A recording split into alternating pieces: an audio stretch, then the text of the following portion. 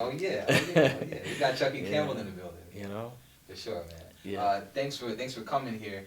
A few reasons why I asked you specifically to come on the business tip, because what we do here is we just chop up game about entertainment, business, and we want to give back because there needs to be more people talking about the business end of things and helping people out. So the reason why I brought you on today is because you're a business savvy man. You know, you're an entertainer, but you're not neglecting the business side of things.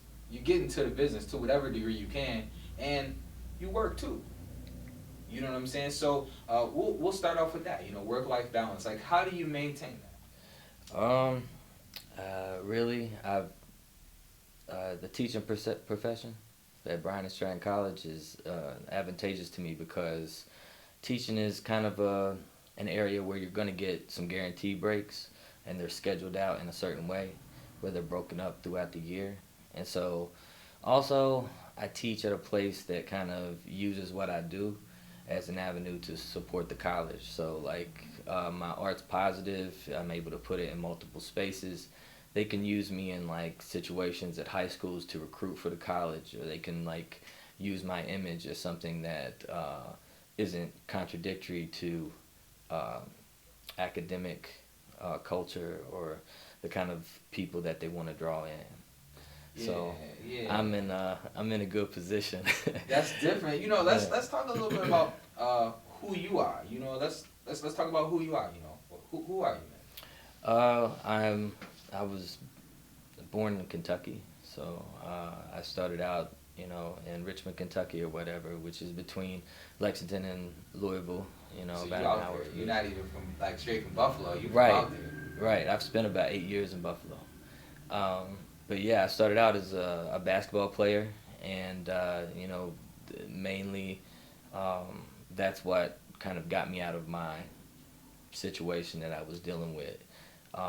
In Richmond, I'm from like a low income, high crime area, and I grew up with hip hop like in my life, but it was probably athletics that got me out of the community that I was in.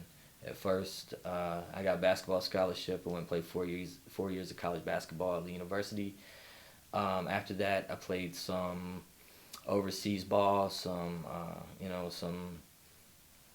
I guess how would you describe it? I was getting paid for it, but not enough. Developmental league ball, I guess is what they would say. And then I hurt myself, and so I decided I was going to take that money and invest it into my music, and I moved to Nashville, Tennessee for a couple years. We had a studio in the basement of our house, and we recorded with some really cool people. At that time we had like Young Buck in the house. We had who else did we have come through? Jelly Roll, if anybody knows who that is, you know what I'm saying? But you had Buck in the house though. Right, right, yeah. There was a lot of cats back then. We were messing with a label called Street Flavor back then, and they had an artist on there named Haystack, and Haystack was like this bigger, larger than life white guy who came up with this single called "Car Full of White Boys," and he had hooked us up with this guy named Charlie P. And we were at the Nashville New Music Conference. This is even before we ended up moving there, but Charlie P ended up coming to Richmond and recording with us, and then later we thought that was the next logical step, is that we was gonna move to like Music City and start what we were at that time pursuing, which was like a hip hop group named Soul Sleep. Like my old rap name used to be Cerebral Knievel. Oh, wait a Yeah, minute, wait I a was minute. like We're not just gonna glaze over that. right. Tell us about that name, dude. Where did Oh, it come from, dude? all right. So like back in the day, like I was less about like maybe like storytelling and the kind of music that I make now, which is all about like human connection. Like I was more just a battle MC. So I went around battling, Washington D.C., Cincinnati, Ohio, Atlanta, Georgia, and so lost a lot of battles, but I ended up winning a couple too, and at that time, that's what it was, I battled at Scribble Jam when Eminem got second to Juice. I battled, I was just typing some stuff out to Icon to Mike King the other day. I was like, yo, like, you might not even remember me from Washington, D.C., but we was on the same stage together, rapping, head to head. There was some other cats down in Atlanta that was like just big on the battle scene back in the day. And a lot of people don't remember that scene because, only a few people blew up from it. you know. Wow. So the thing that got you into even doing music was because sports didn't work out the way you wanted it to. Right. So, I mean, there's many other ways that you could have went, especially, I know what it's like too, coming from a low-income neighborhood, whatever, and just mad adversity. You could be just a regular dude working at the 7-Eleven Right. and just be dead end, or you could do other things, but you chose to go with music. Did you always know you were rocking with music, or? Well, I think I'm a natural writer, like I write every day, no matter what, in some capacity.